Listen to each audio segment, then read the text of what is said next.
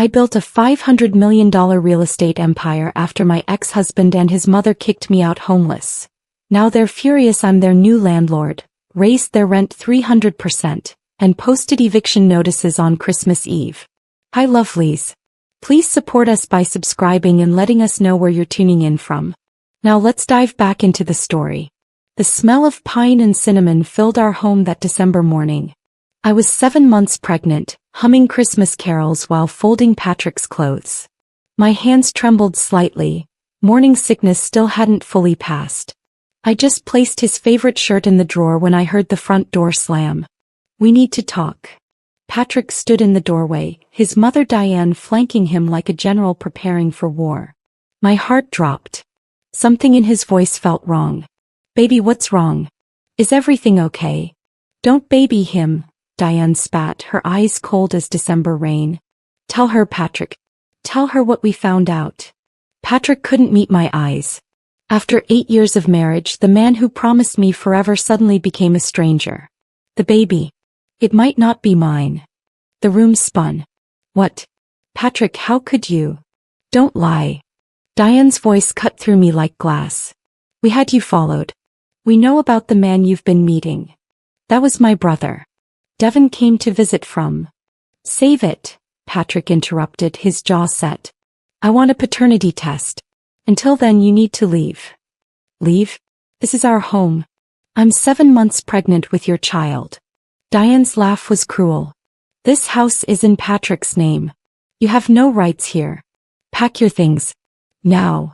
I looked at Patrick, searching for the man I loved. He turned away. Patrick, please, I whispered, my voice breaking. Don't do this. His silence answered everything. 3 hours. That's all they gave me to pack 8 years of my life. My hands shook as I threw clothes into garbage bags. They wouldn't even let me use the suitcases we'd bought together for our honeymoon. Diane stood in the doorway, arms crossed, watching me like I was a criminal. The jewelry stays, she announced. Everything Patrick bought you. That's his property. These were gifts. Community property laws don't apply to cheaters, she sneered. Be grateful we're not calling the police. I touched my grandmother's necklace, the only thing I had left of her. This was my grandmother's. Patrick never. Diane snatched it from my neck. The chain broke, scattering tiny pearls across the hardwood floor. Prove it. Oh wait, you can't. Your grandmother's been dead 10 years. Tears blurred my vision as I crawled, trying to collect the pearls. My pregnant belly made it nearly impossible. Diane's heel crushed one deliberately as she walked past.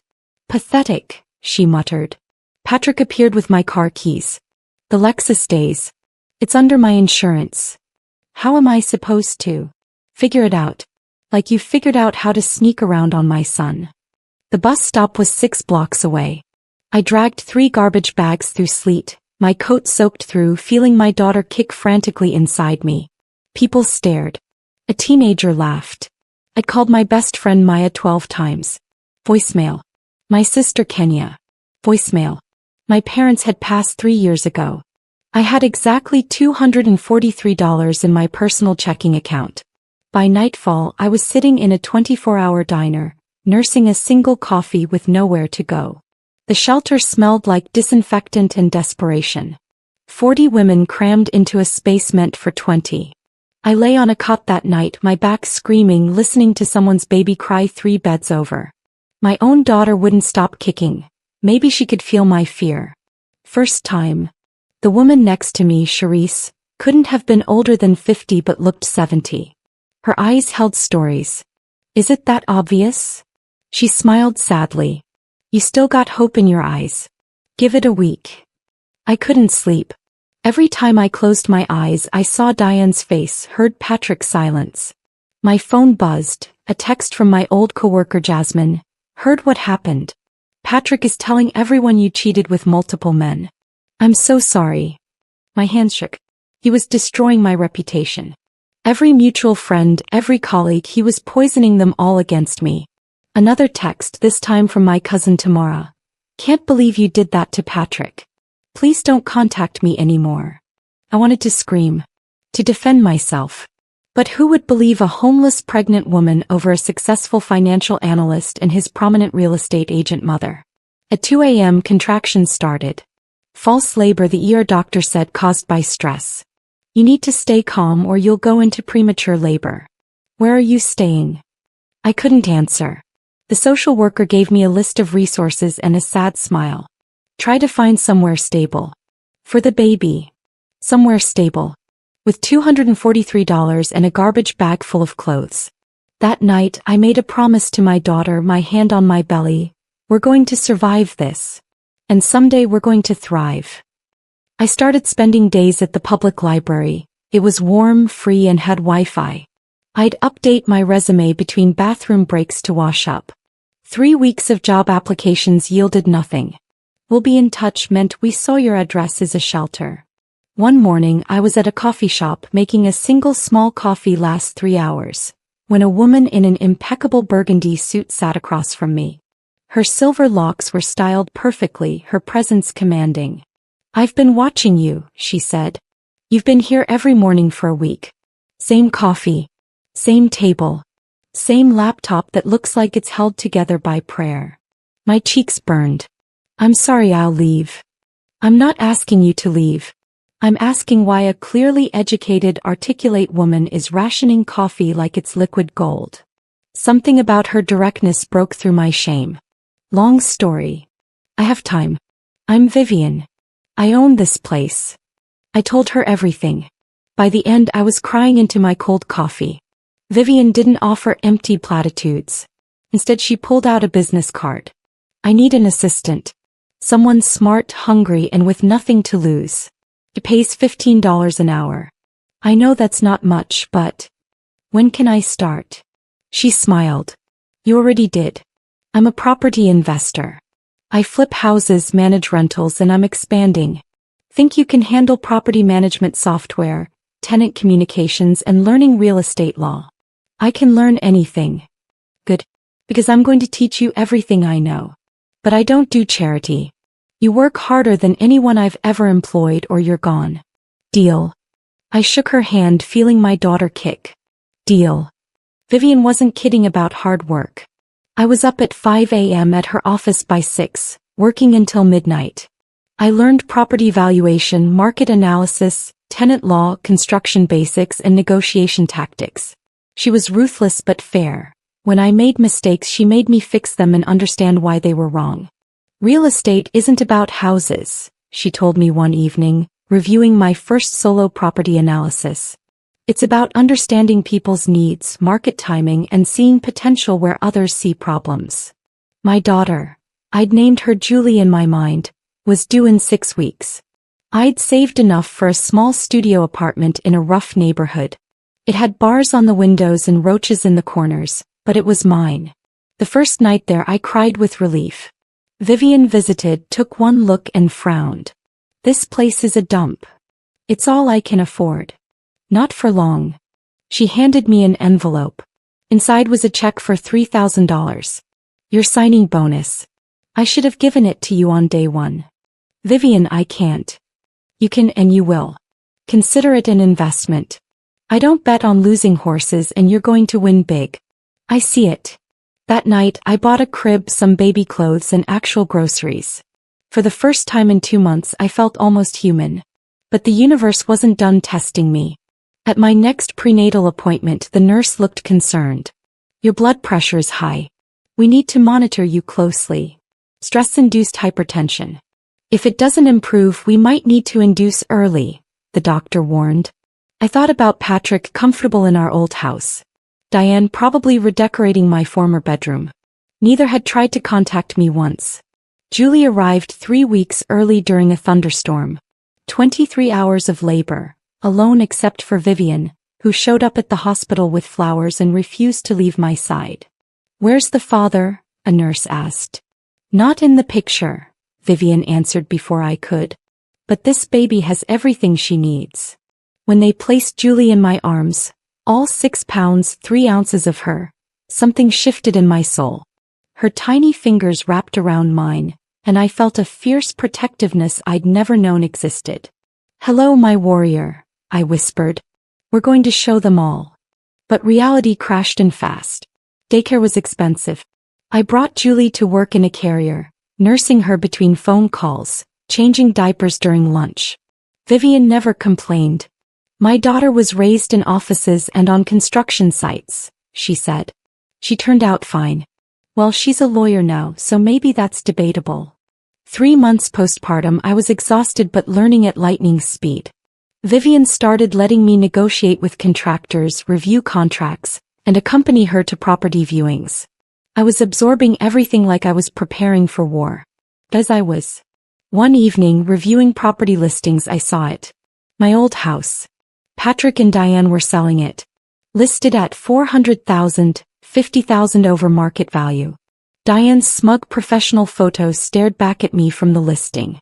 Premier property in desirable neighborhood. Price to sell fast. I called Vivian over. Can we buy this? She looked at the listing, then at me. That's your old house. Yes. This is personal. Completely. He grinned. Let me make a call. But Shanice, you better be ready for what comes next. Revenge is expensive and it costs more than money. I've already paid that price. We didn't buy my old house. Too obvious, Vivian explained. And honestly overpriced. But I have a better idea. She pulled up a map of the city, circling 3 neighborhoods. These areas are about to explode in value. New transit line coming through, city development plans just got approved. Most people don't know yet because the information isn't fully public. But I have connections. How much? For what I have in mind. We need investors. I'm putting in $200,000. I can get another $500 from my network. That leaves us $300,000 short for the portfolio I want to build. My heart sank. I have $4,000 in savings. Which is $4,000 more than you had 6 months ago.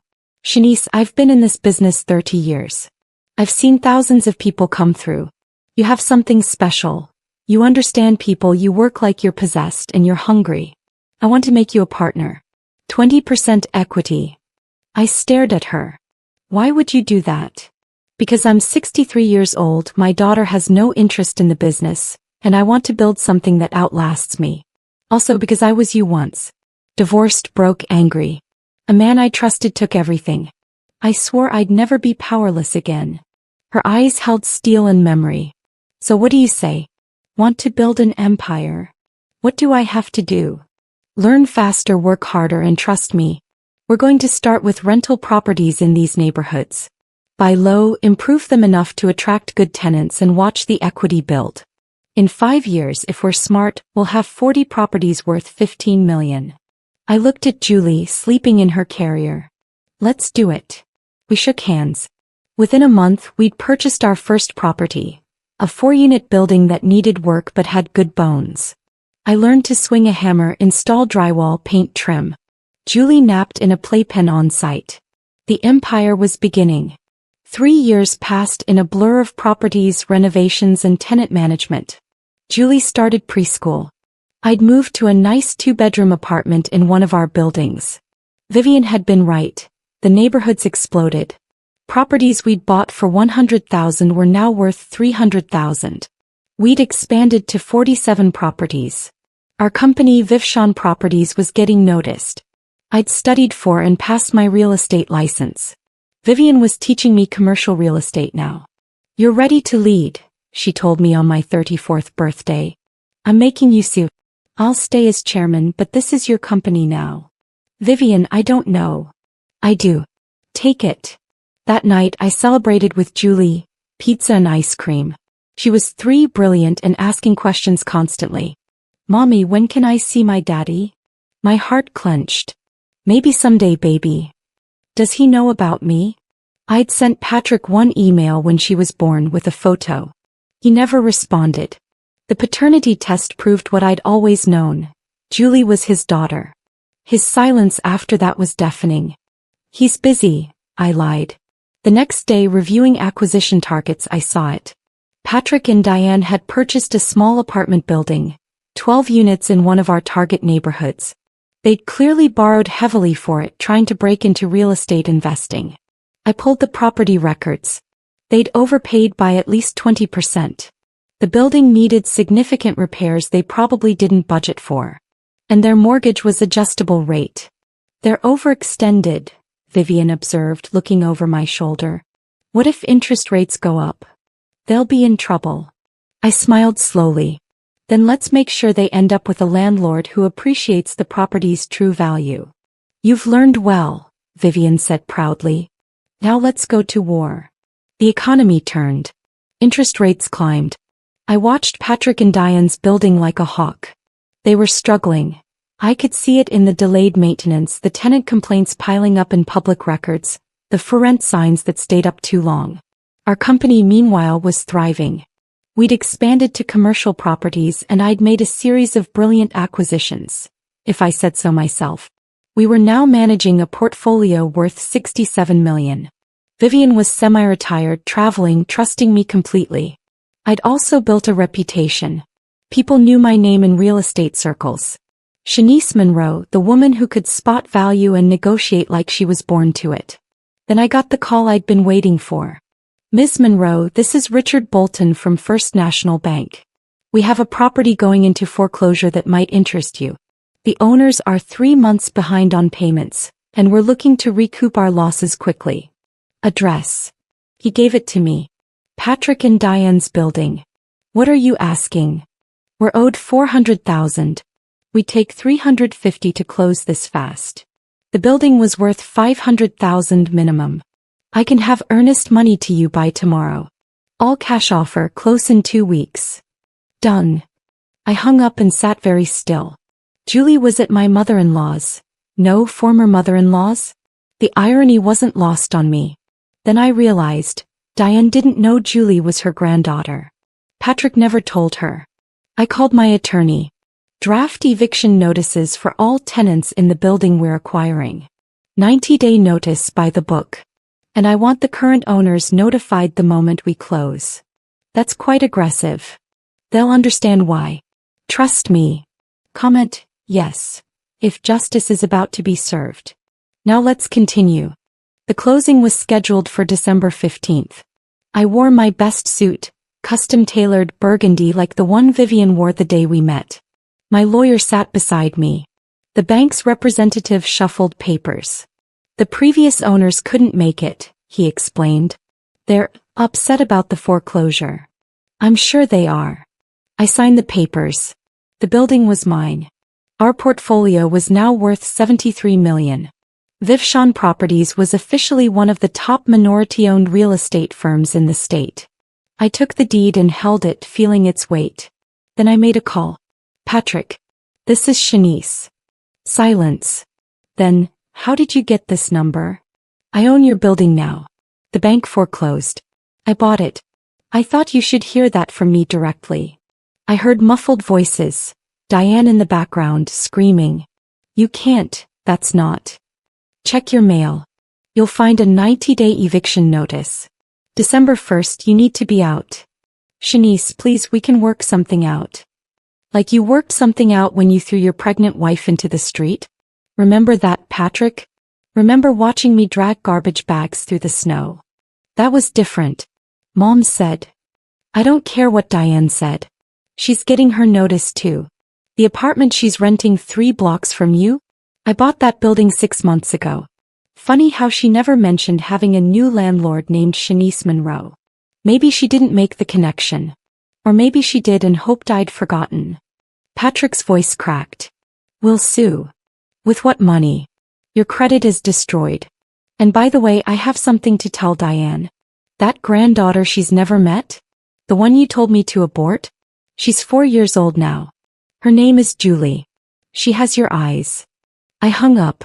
My hands were shaking. Not with fear. With power. I drove to Patrick's building on Christmas Eve.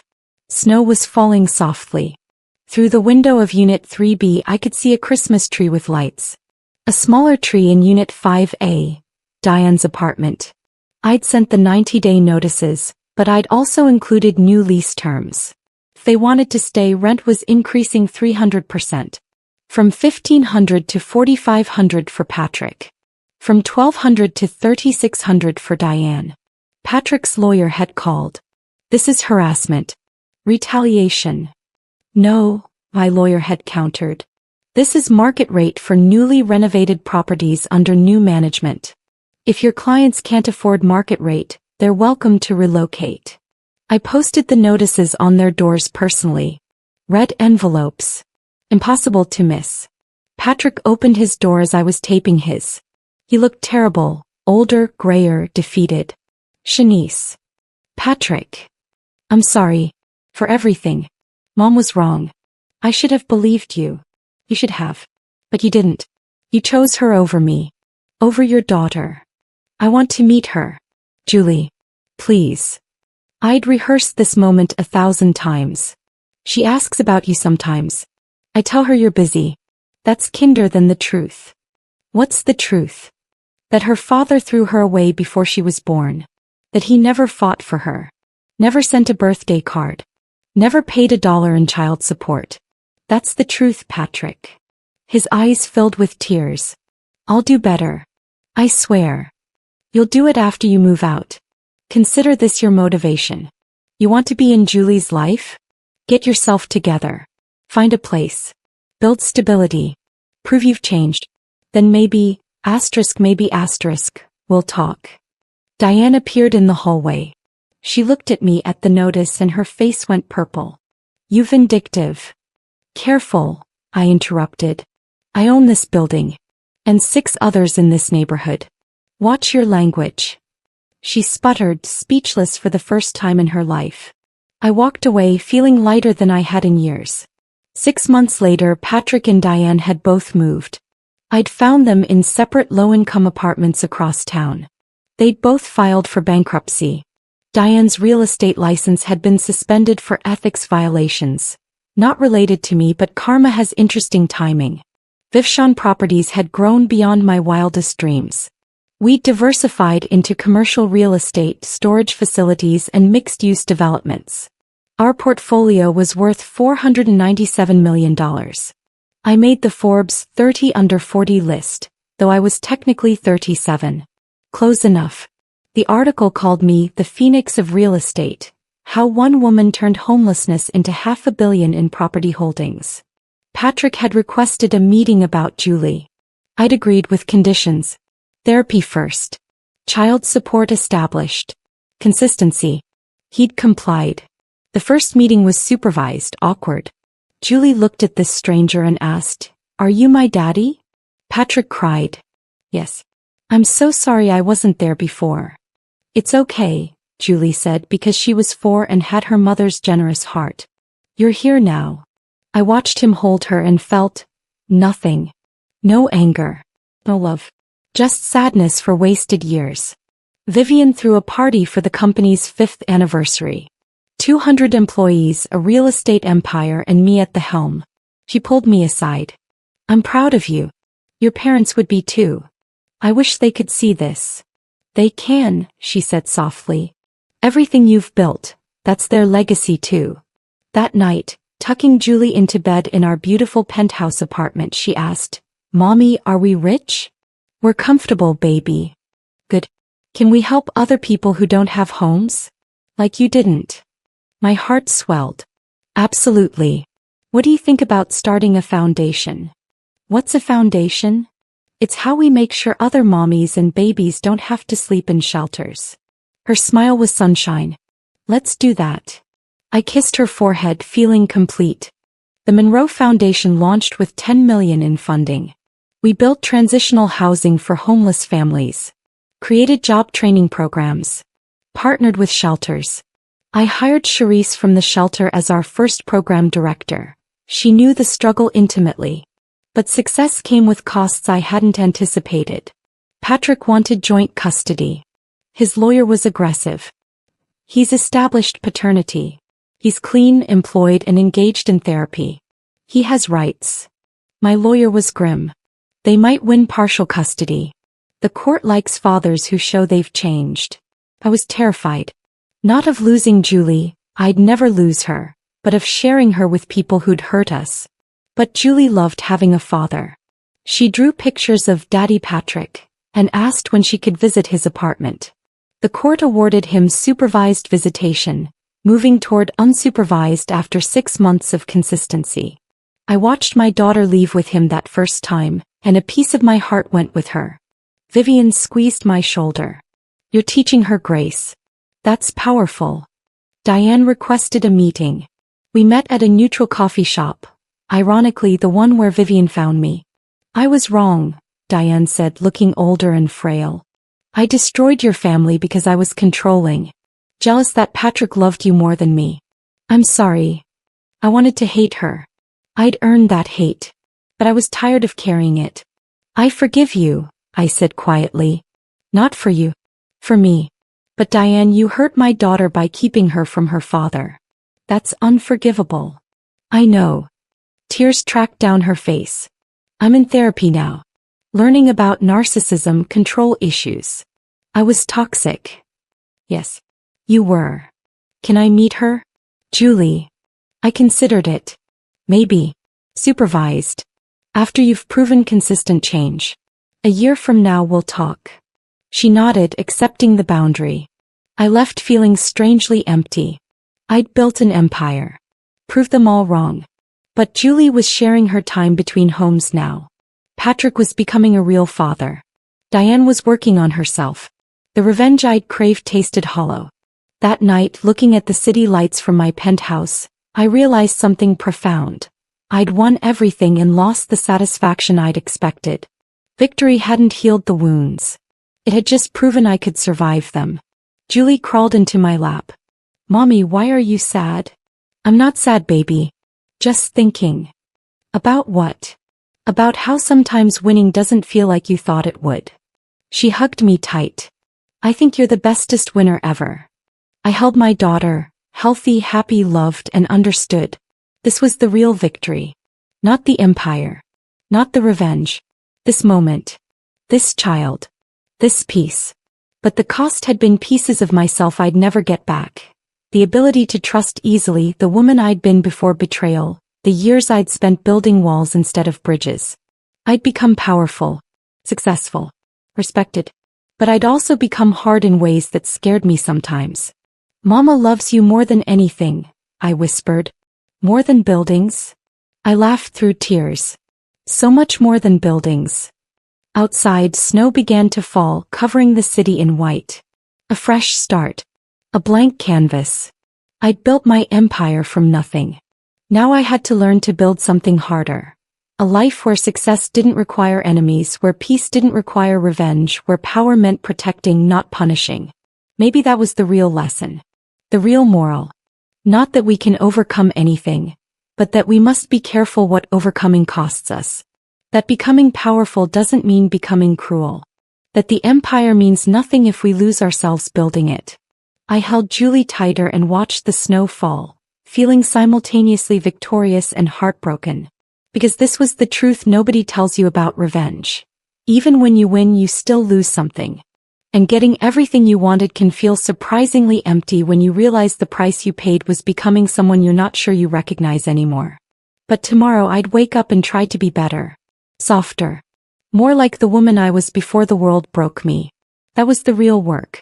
The real empire building. And it would be the hardest thing I'd ever do. Thank you for watching. If this story touched you, please like, comment, and subscribe. Share your thoughts below. Have you ever had to rebuild yourself from nothing? Remember, success is the best revenge, but peace is the ultimate victory. Hit that notification bell for more powerful stories like this one.